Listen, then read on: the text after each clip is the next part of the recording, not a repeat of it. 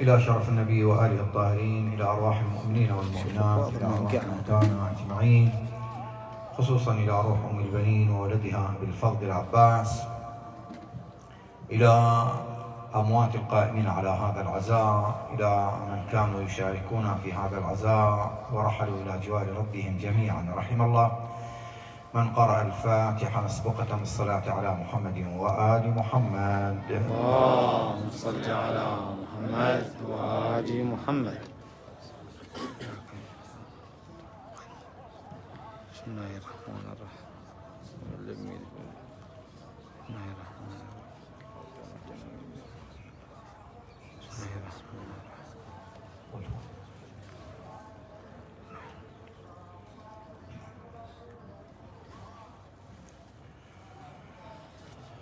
أعوذ بالله من الشيطان الرجيم. بسم الله الرحمن الرحيم.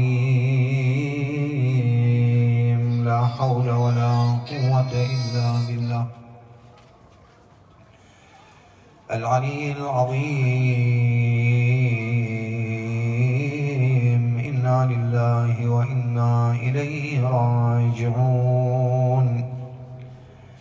صلى الله عليك يا سيدي ويا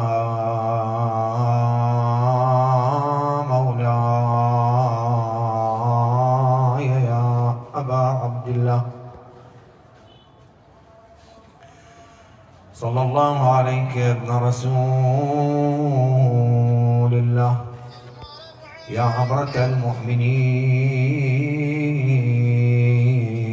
يا باب نجاة الأمة. يا ليتنا كنا معكم فنفوز فوزا عظيما.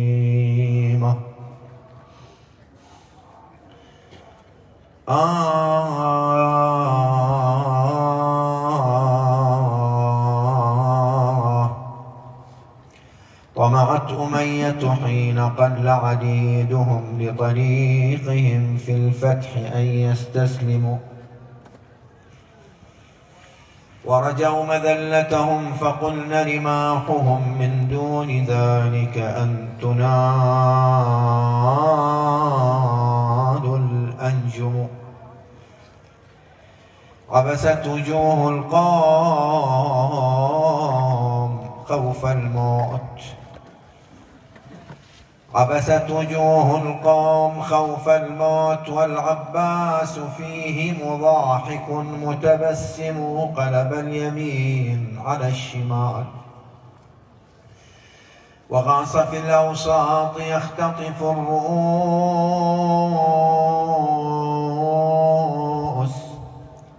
ويحطم وثنى أبو الفضل الفوارس نكصا، فرأوا أشد ثباتهم أن يهزموا.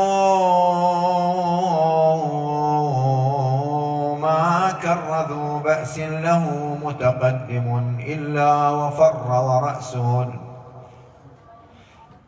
متقدم. قسما بصارمه الصقيل وإنني في غير صاعقة السما لا أقسم، لولا القضاء لمح الوجود بسيفه. والله يقضي ما يشاء ويحكم.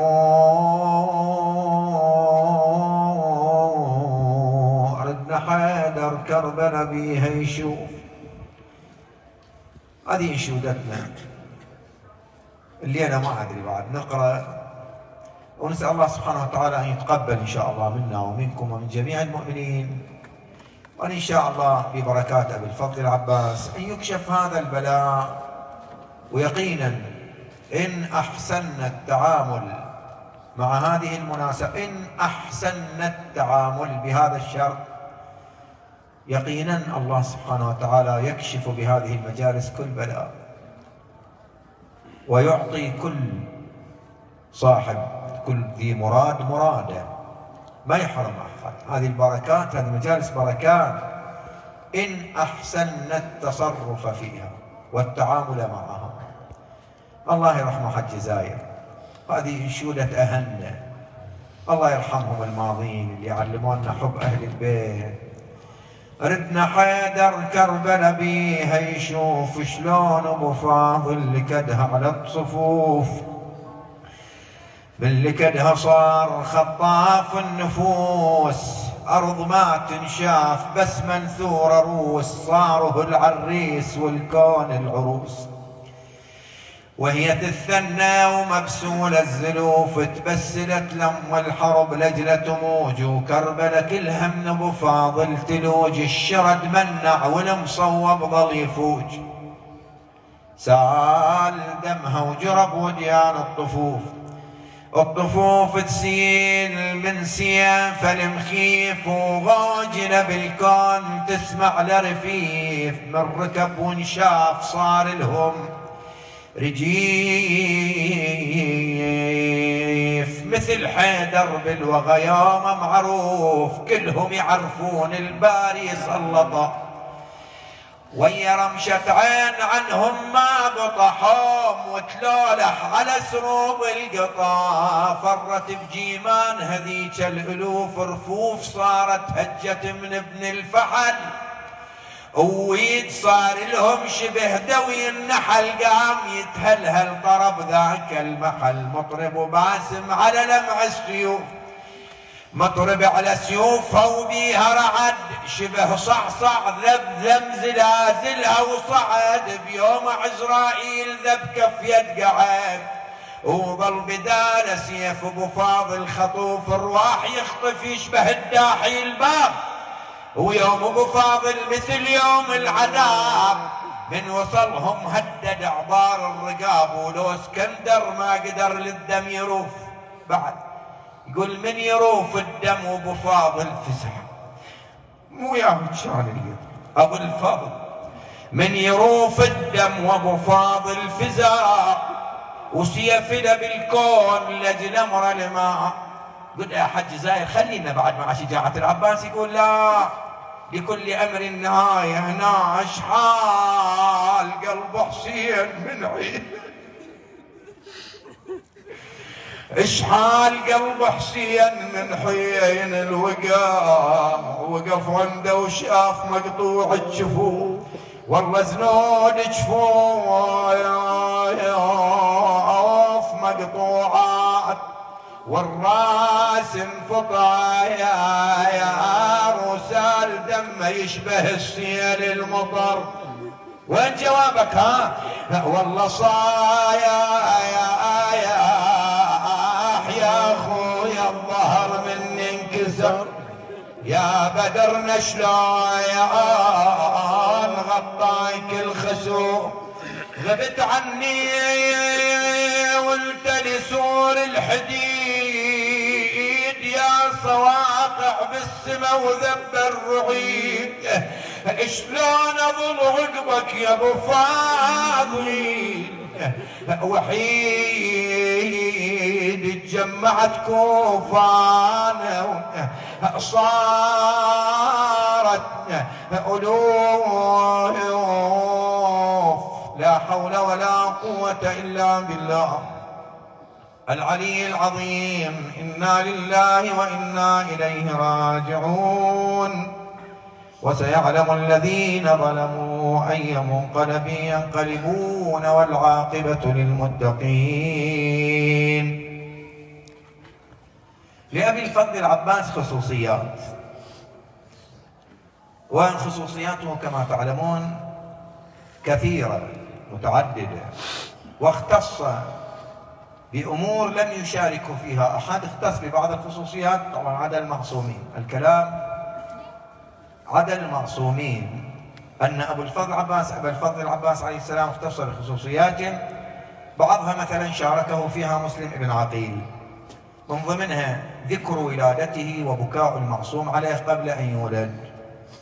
مسلم هذا حاصل إلى يوم النبي صلى الله عليه وآله سئل أنه لسبب حبه لعقيل فأجاب: أحبه حبا، حب حبي له لحب أبي طالب له، وأنا حبي إليه، وسيولد له غلام تدمع عليه عيون المؤمنين. وبكى النبي. هذا واحد.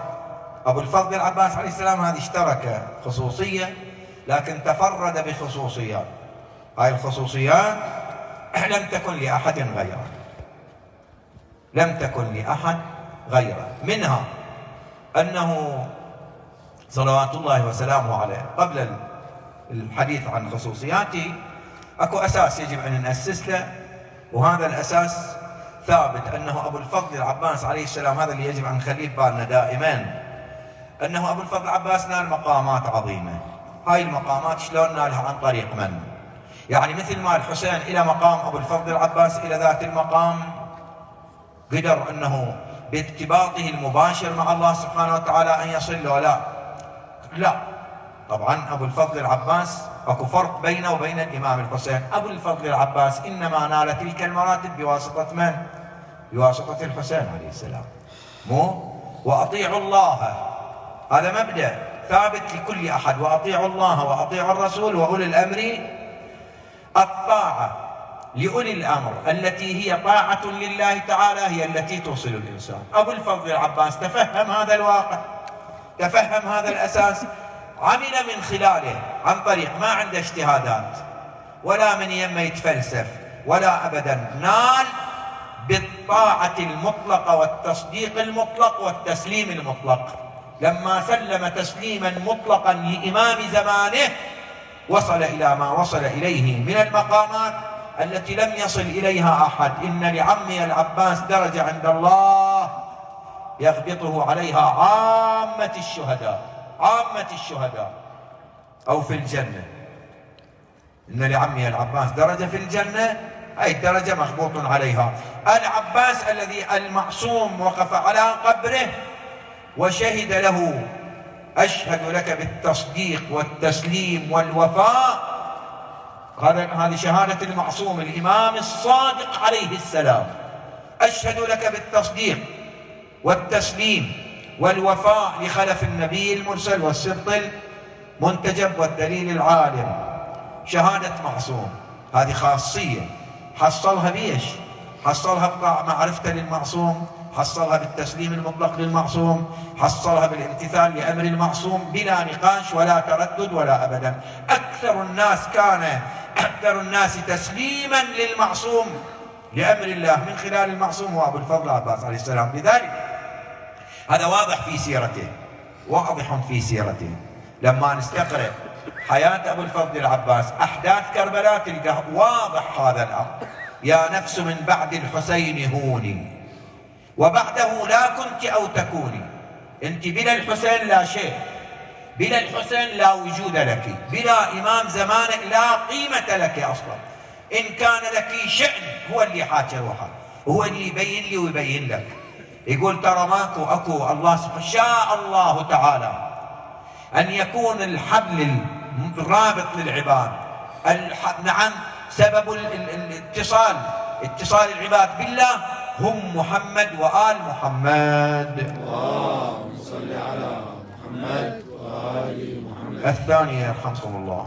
اللهم صل على محمد وآل محمد. الثالثة رحم الله أمواتكم. اللهم صل على محمد وآل محمد. فمن خلالهم يصل.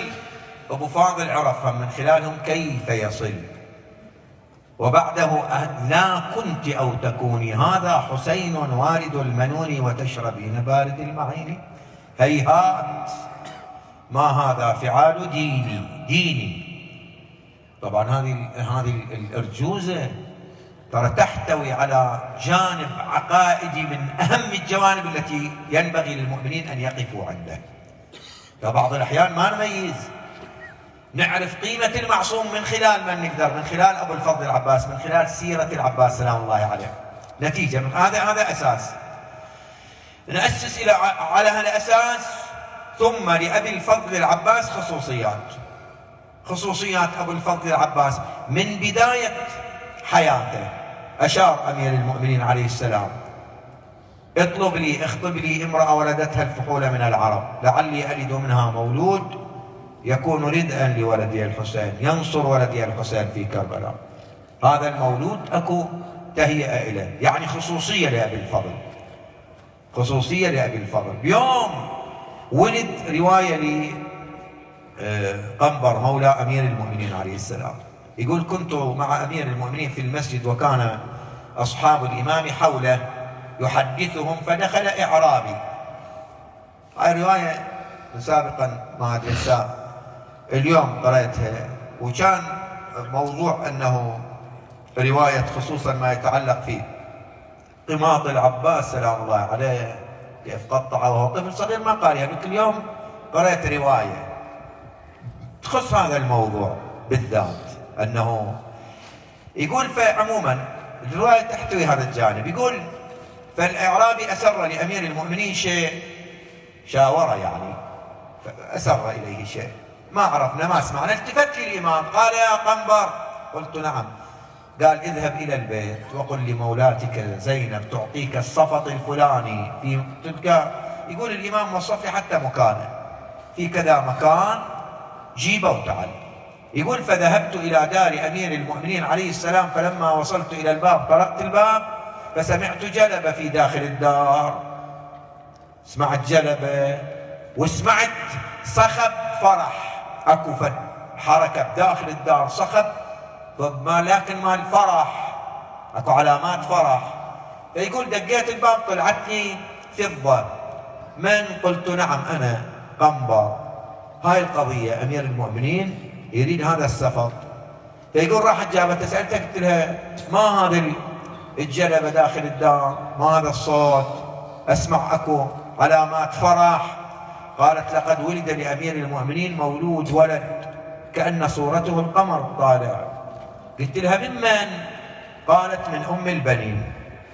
يقول فجبت الصفط وجيت، دخلت على الإمام ضيت الصفط، كلم الإعرابي أعطاه الصفط والإعرابي راح، ثم التفت إلي قال يا قنبر ما وراءك؟ بين عندك خبر مفرح، خبر بيسرور. قلت له سيدي هاي القضية، لقد ولد لك مولود، بشروني بأن ولد لك مولود. قنبر حريص يعرف إدخال السرور على قلب المؤمن من أهم الأعمال، إدخال السرور على قلوب المؤمنين من أهم الأعمال. من أدخل سرورا على قلب مؤمن أدخل الله السرور في قلبه في 70 موطن من مواطن القيامة. لكن بنفس الوقت من أدخل الخوف في قلب مؤمن أدخل الله الرعب في قلبه في 70 موطن من مواطن القيامة.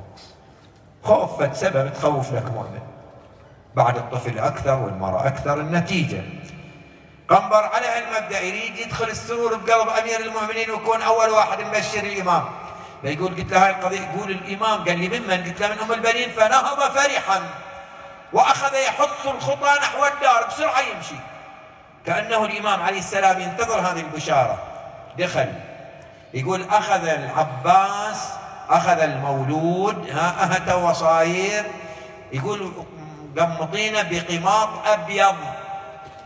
يقول فأخذه الإمام أذن في أذنه اليمنى أقام في اليسرى ثم لباه من رقاب المستحبات. يقول وجعل يطيل النظر في وجهه وإذا بالطفل نعم وإذا بالطفل أخذ يتحرك وهو مقمط. يقول حتى تمطى في القماط حتى قطع القماط. محمد. ما أدري إحنا شي برا ما نسمع الصوت، ما أدري أنتم مالكم خلوق. صلوا على محمد وآل محمد. اللهم صل على محمد وآل محمد. هاي الليالي اللي ما تتعوض، نسأل الله إن شاء الله يوفقنا ويطيل الأعمار ويدفع البلاء ويشافي المرضى النحية إن شاء الله. ماكو شيء بالدنيا ثابت، لا وباء ولا بلاء ولا كل شيء متحرك في الدنيا، وإلى علاقة بيش بأعمالنا إحنا يا مؤمنين. أعمالنا إحنا هذه خلي يكون عندنا هذا مبدأ قرآني. إذا ما نؤمن به مشكلة. لا يغير الله ما بقوم حتى يغيروا ما بأنفسهم. والله إذا ما تتغير الأنفس، نسأل الله إن شاء الله أنفسنا إن شاء الله هاي اللي جاية ومتعنية وقاعدة وتعبانة هذه بس يحتاج لنا بعض التفاصيل النتيجة السبعة حتى ما ياخذ الحديث وقتنا. الإمام أخذ يبكي، نظروا إليه، على من بكاء يا أمير المؤمنين؟ ها تو مولود صار لك وأنت فرحان بي، توك فرحان والسرور بات على محياك. قل أخذ قبل يديه، قال هاتين اليدين اللي الآن قطعان القماط، وهو بهذا ستقطعان في يوم من الأيام، ابكي على عاقبتك. راح يوم من الأيام يتقطع، قال ظلما وعدوانا، هذا في نصرة ولدي الحسين راح يتقطع. هذه خصوصية من خصوصيات العباس. إلى كثير من خصوصيات العباس أنه كان أقرب أولاد أمير المؤمنين للمعصومين، لأمير المؤمنين وللحسن والحسين، بحيث كان دائما ملاصق لهم. أقرب أولاد أمير المؤمنين لزينب سلام الله عليها، خصوصية. حتى بعضهم يشكل على بعض الروايات، وين لقيتوها؟ الحسين يقول أنا عطشان والله، يقلبوا شكل، وقام أبو فاضل، أبو الفضل ملتصق بالحسين. أبو الفضل كان صغيرا، طفل صغير، شايف أخوك بعده صغير عمره 4 سنين 3 سنين وقاعد مقعده يمك، وأبو فاضل والحسين ايش قد علاقته به، ويدري الحسين منو هذا، وهذا أخوه وش يحمل من وفاء، وش يحمل من قيم، وش يحمل من حب اتجاهه. أخي هذا يدري بيه وشلون راح يضحي بك. فتتصور ايش قد حب الحسين إلى حاطه يمه قاعدين بالمسجد. هسه قال الحسين إني عطشان، كان يسولف يا خيه من باب المزاح، بعد صغير يقول له أنا عطشان، يصير شنو المشكلة بهاي؟ قام أبو الفضل العباس مهرول، مو لا قال راح. هاي خصوصية من خصوصيات العباس، ترى أغلبها المعصوم هو الذي وسمه بها. اجى لأمه أم البنين، أمه أريد ماء، شو تسوي بالماء؟ قال أخي الحسين شكى العطش، يقول أبو عبد الله أنا عطشان. جابت له ركوة على قد صغير، ترستها إليه وانطته إياه، أخذها مهرول. شايف أنت ابنك الصغير، أخيك الصغير إذا يحبك ويريد منك فد شيء، من تطلب طلب يحاول يوصله لك بسرعة أول واحد، ويحاول يجيبه ويقول لك هاك تفضل بابا، تفضل خويا بسرعة. هذه عادة الطفل، بس هذا مو أي طفل، هذا بالفضل العباس والحسين ذاك. قال هذا من قام يمشي طفل، قامت تنشفي الماي، تعبيرنا يتلطلط على ثيابه، كان صار الماي ينشفي على هدومه. دخل أمير المؤمنين يحقق النظر، طاوع شافه، بكى الإمام. أخي حسين خذ واشرب، مو قلت أنا عطشان، هذا الماء خويا. أخذ الإمام، بكى أمير المؤمنين وبكى الحسن والحسين. خذان الإمام ضمه إلى صدره، ايش قال له؟ يقول له يا أبا الفضل ذاك اليوم أنت أعطيت أبو علي شربت ماي، لكن يوم العاشر من المحرم أشرب الماء الحسين، وصلت له الماي، انطيت ركوة ماي وقلت له أخي اشرب. خذا الإمام أمير المؤمنين ضمه إلى صدره، قال بني أنت ساقي عطاشا كربلاء، أنت ساقي عطاشا كربلاء. فهذه خصوصية للعباس، ساقي عطاشا كربلاء، وسمه بها أمير المؤمنين سلام الله عليه. بعد خصوصية العباس حامي الضاينة، قال الليلة أقرأ مقتل العباس عليه السلام، نختصر قدر الإمكان، لكن الليلة فرصة، ليلة السابعة ليلة العطاء، موسومة باسم باب من أوسع أبواب رحمة الله تعالى. ذاك العالم يقول بجمكران عندي حاجة، اللي من عندكم عنده مريض، واللي عنده نعم حاجة، واللي ما عنده ذرية، واللي ما عنده، يصفي قلبه ويفتح عين قلبه، وثقوا بالله العظيم رحمة الله قريب من المحسنين، ورحمة الله تجسدت بهؤلاء القلوب اللي تتعلق بأبي الفضل العباس وأمثاله، على أساس الحسين حسيني، على أساس حب الحسين. هذه القلوب قريبة إلى النقاء والطهارة، إن لم تكن نقية طاهرة فهي قريبة من النقاء والطهارة، يحتاج لها تعب كثير. كل عنده، احنا اخوان ندري اكو بعض الشباب صلاة ما يصلي، اكو بعض الشباب اصلا يرتكب مثل خطايا ذنوب ومعاصي، لكن ثقوا بالله يا شباب مثل هالليالي توجهوا بقلوبكم وانشدوا الى ابي الفضل العباس، لابي عبد الله، لام البنين، توسلوا بهم الى الله ان يعينكم ويعيننا على انفسنا ويوجهنا بطاعة الله، وان يثبتنا في هذا الزمن الفتن المشاكل، ان يثبتنا على ولاية اهل البيت محمد وآل محمد. اللهم صل على محمد وآل محمد. يقول عندي حاجة أصلي ركعتين، قلت له يا صاحب الزمان ما أطلب حاجتي من غيرك أبدا، أنت إمامنا وأنت الموجود، وأنا أروح أدور على غيرك ليش؟ ما أطلب حاجة من غيرك. يقول أنا ببالي أبو الفضل العباس والإمام الكاظم عليه السلام، هذه أبواب الحوائج المعروفة، بس يقول قلت له أنت عدل ليش أروح لغيرك؟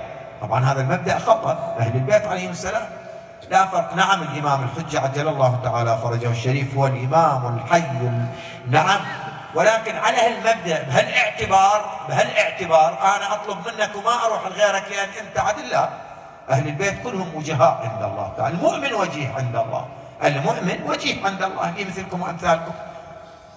قال فنمت بعد يومين ثلاثة وإذا بالإمام أشوفه بعالم الرؤيا، سيد فلان شيخ فلان.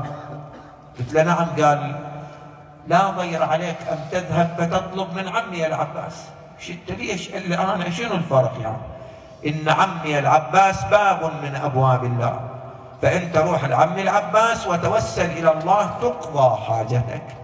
يقول هذا اللي صار عندي اطمئنان أن أهل البيت هم اللي يوجهوننا أن نتوسل إلى الله تعالى بأبي الفضل العباس وأمثاله. بعد خاصية من خواص أبي الفضل العباس حامي الضعينة. حامي الضعينة اللي أكدوا عليها أهل البيت، الإمام أمير المؤمنين وأكد عليها الإمام الحسين سلام الله عليه،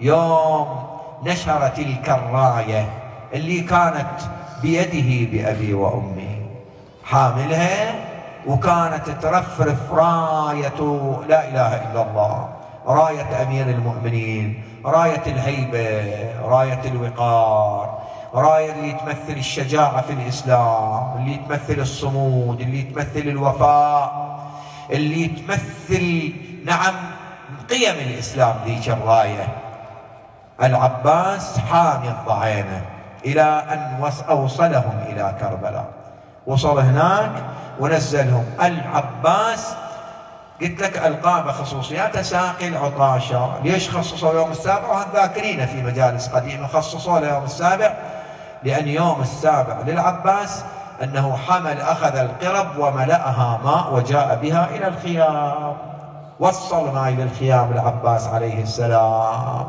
ما فقدنا الماء، في كلام يقول ينقل للإمام زين العابدين يروى ما فقدنا الماء حتى فقدنا عمي العباس. لما راح أبو فاضل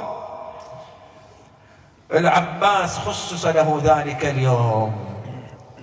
العباس من مقاماته اللي بينها الإمام الحسين يوم 10 من المحرم، بعد ما ظل وحده بس هو والإمام الحسين. هذا المقام العظيم. أخي أبا عبد الله لقد سئمت الحياة وضاق صدري، أخي ائذن لي، انطيني إذن أن أحمل على هؤلاء القوم، أن أشفي صدري، أخذ بثأري، أطلب لهؤلاء الأطفال شرب من الماء لعلي أصل. الإمام ايش قال له؟ بين ذاك المقام العظيم. أخي أنت صاحب لوائي، بقتلك يتشتت عسكري. وقلنا أنه العسكر من اللي باقي؟ أبو الفضل والإمام الحسين، اللي يمثل أبو الفضل عسكر الإسلام. بقتلك يتشتت عسكري. يقولون أخذ بعد ما أنه شاف ماكو سبيل وبقوا بس هو وأبو عبد الله، ظل يلح على الحسين عليه السلام في طلب الإذن.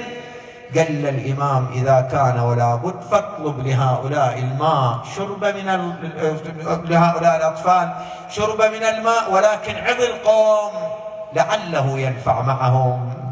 اجى أبو الفضل العباس تقدم وعظ القوم، أرشدهم، حذرهم، ولكن قلوب قست أعوذ بالله، تعلقت بالدنيا، وصلت إلى حال جاوبوا أبي الفضل العباس بالسهام، جاوبوا بالنبال، جاوبوا بالرماح. رجع أبو الفضل العباس وكان طريقه على الخيام، لكن يا مؤمنين من تعدى سمع أصوات الأطفال ينادون العطش العطش، يصيحون العطش. نعم هكذا تقول الرواية. نعم رمق السماء بطرفه قال إلهي أريد أن أعتاد بعدتي وأطلب لهؤلاء الأطفال وأملأ لهؤلاء الأطفال قربتي. جاء إلى الإمام الحسين عليه السلام قال يا أبا عبد الله أما تسمع الأطفال ينادون العطش العطش؟ رمقه الإمام بطرفه جرت دموع عينيه، تعانقا حتى وقعا إلى الأرض.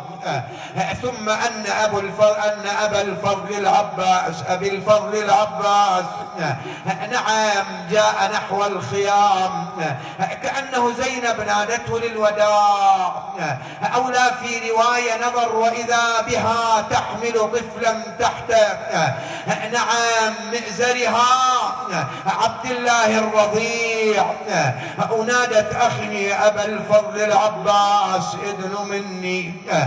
والله اجت زينب وذبت المعصب قدام اخوها والدمع صب. يا بن والدي جيتك بمطلع يا ابو عطاشه ونريد الماي نشرب، رجف شاربه من هاي واغضب شد ركب ورزه محارمه. اجت زينب الحرة المعصب بيدها تهلهل والهلال بن والدها تهلهل والمدامع شبه كت السيل تقل والكلايف غيرها لا تشيل. نعم ودعهم أبو الفاضل توجه نحو القوم. يقول إسحاق ابن حوية لما برز العباس كان كالجبل الأشم لا تحركه العواصف ولا تزيله القواصف، فصعدنا على التلال وثورنا عليهم السهام والنبال حتى صار جسده كالقنفذ لكثرة السهام والنبال، ووالله لم يكن يعبأ بجمعنا ولم ترعوا كثرتنا.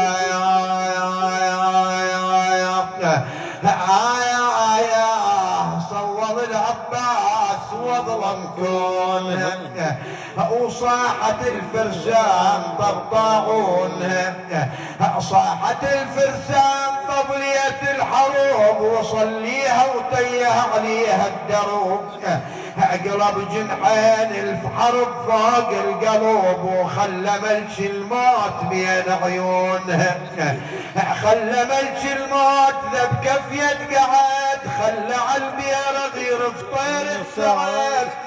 ان شاء الله ونعمين بن حيدر لكاد الشم وشملك ذات لا يعرفونها، لكاد خلت سوم منها معفرة شي طعينه وشي تون على الثرى، وقف بيهم وقفت على القنطرة ذيك وقفة وهاي ما ينسونها، لملم الخيل وصرخ بيها بزعل وعمل بيهم شبل حيدر ما عمل، ذيك وقفة وهاي بيها اكثر فعل وتيه الكوفة على اليردون، تاهت وما ظل بعد بيهم رشيد ثار بيها حجاجها وقبر الويد، اخلصت من وصل بالصفق الحديد وزامت بسابع سما يسمعونها، حمل على القوم وهو يرتجز ويقول لا أرهب الموت إذا الموت رقى حتى أوارى في المصاليت لقى، نفسي لنفس الضاد نفسي لسبط المصطفى الطهر وقى، إني صبور شاكر للملتقى بل أضرب الهام وأفر المفرقة، حمل على الميمنة ثم حمل على الميسرة، ثم غاص في أوساطهم، عرقل الجيش، وكانت همته أن يأتي بالماء للأطفال، حتى قمر هاشم على جيش العدا وصار رمح المنية وصارم بتار الأعجال، مثل الزلازل من حدر تسمع رعيده، يتبختر مكيف ملاقى الموت عيده، حتف القضب سيفه وعزرائيل بيده، ضيق فضاها والعساكر شافت اهوال، لمعجبين وصارمه تذهب بالابصار، جيش العدو ذاك العدو من صرخته مثل الرحدار، غابت فاضت طفوف الغاضرية وصاحت النار، بس امتليت غمد البتارك يا سردار.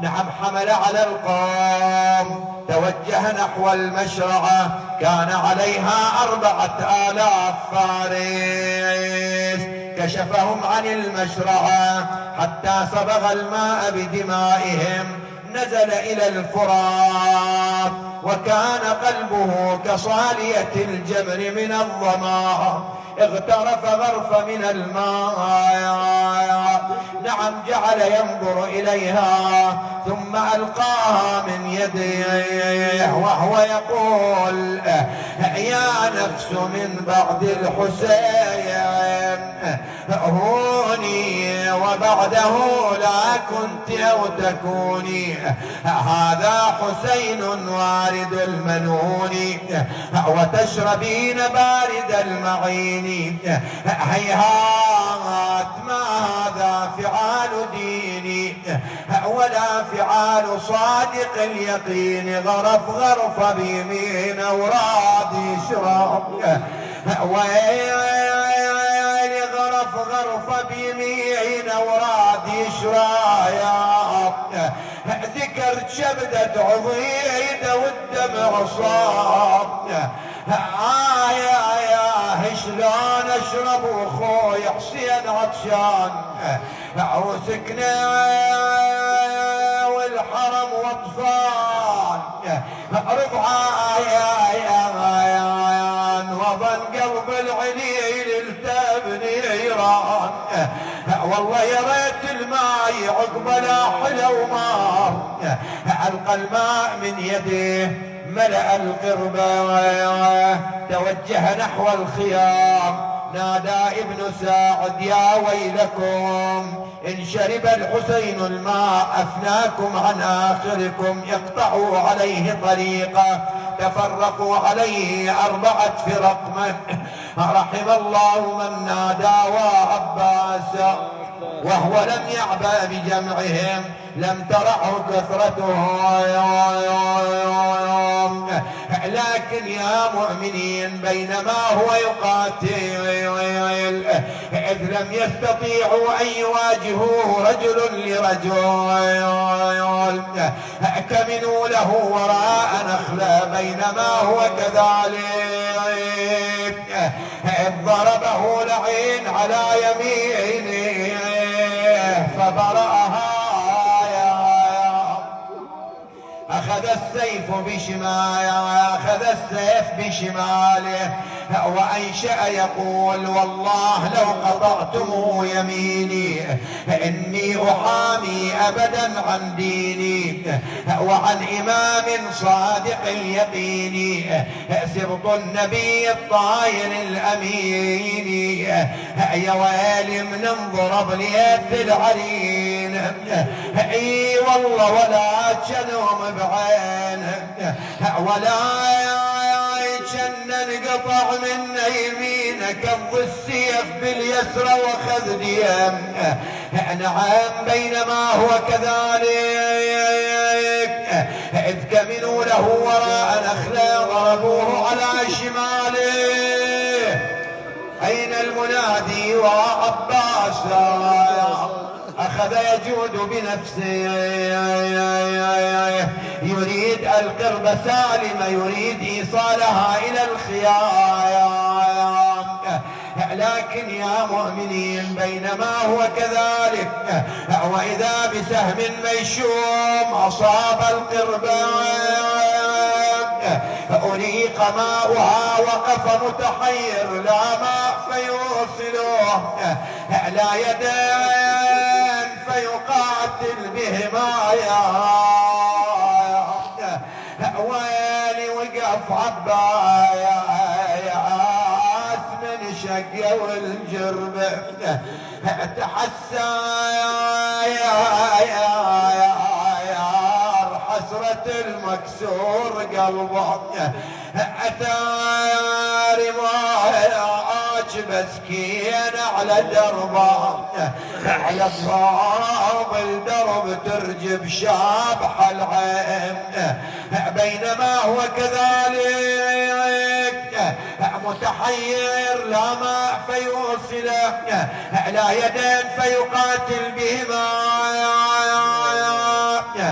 ضربوه بعمود من حديد على رأسه أصابه سهم في عينه خر إلى الأرض ينادي وعليك مني السلام يا ابن والدي أين الصارخون وعباسا ميس وقفها في العمر من ساسه رايد ممات ولا غدرنا ومازه أصابوا بعمود الضغاين راسه طاحون ده سيد شباب الجنة لما وصل حسين صوت عضيده جاء وقف عنده ونده لغميد عباس عقبك العمر ما اريد صاح الحسين من مركزه واخاه وعباس الان انكسر ظهري وقلت حيلتي وشمت بي عدوي حمل الإمام وهو يقول أين تفرون مني وقد قتلتم أخي أين تفرون مني وقد كسرتم عضدي فرق القوم ثم نزل عن ظهر جواده جاء يمشي الإمام عليه السلام لم يذهب إلى جسد أبي الفضل العباس بل راح ناحية يقول العسكر حققنا النظر نظرنا لما لم يذهب الحسين إلى جسد أخيه والغاية هو أن يصل إليه يقولون وإذا به يرفع جسم مسح عنه التراب حققنا النظر كف العباس قبلها أبو عبد الله بعد راح يمشي ورفع الكف الثانية قبلها ثم راح يقولون يدور على فد شيء ثالث شنو هو يا مؤمنين يقولون رفعه وإذا بها عمامة أبي الفضل العباس جاء يمشي إلى أن وصل إلى أخيه قعد عنده حركة قال لما انحس بالحركة يا هذا بالله عليك لا تقتلني شو الغاية شو تريد أبو فاضل قال أمهلني حتى يأتي ابن والدي لأودعه ساعد الله قلبك أبا عبد الله قعد يمه على فخذ مثل هالأخ وضع رأسه في حجره يضع رأسه في التراب أخي لماذا قال أنت إذا قتلت من الذي يضع رأسك في حجره يا أبا عبد الله راد حمله شقل له نسأل الله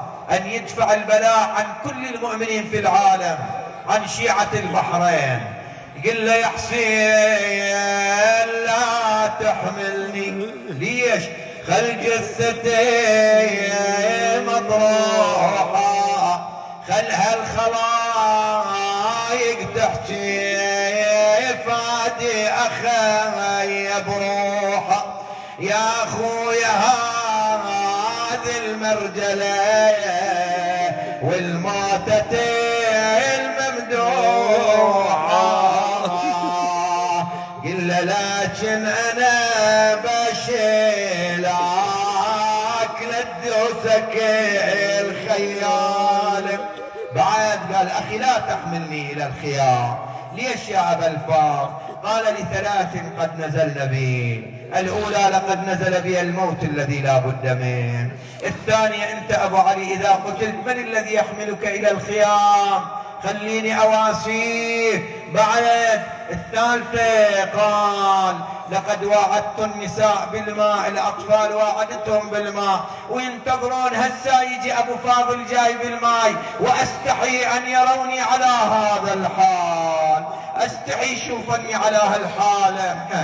بينما أبو عبد الله عند أبي الفاضل يا مؤمنين ادفع نفسه عنه وفاضت روحه الطاهرة. أين المنادي وعباسا وسيدا؟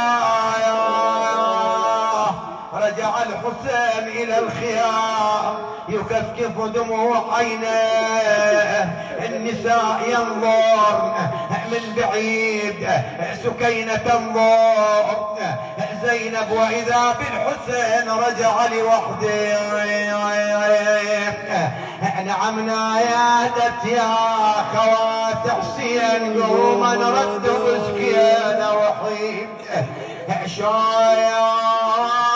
مكسور ظهر ظنت راح العظيم. الحسين جاء ما راح صوب النساء، اجى الى خيمة العباس، دخل الى الخيمة اسقط عمود الخيمة الواسطي. زينب علمت بالخبر صاحت واخاه وعباس. نعم هنا حال لزينب هذه اللي يبين بيها عظم المصيبة.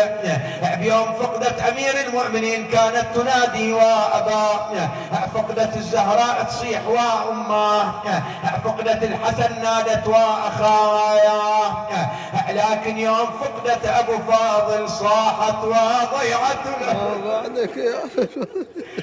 وضيعتنا بعدك يا أبا الفاضل. جاوبها الحسين والله وضيعتنا بعدك يا أبا الفاضل.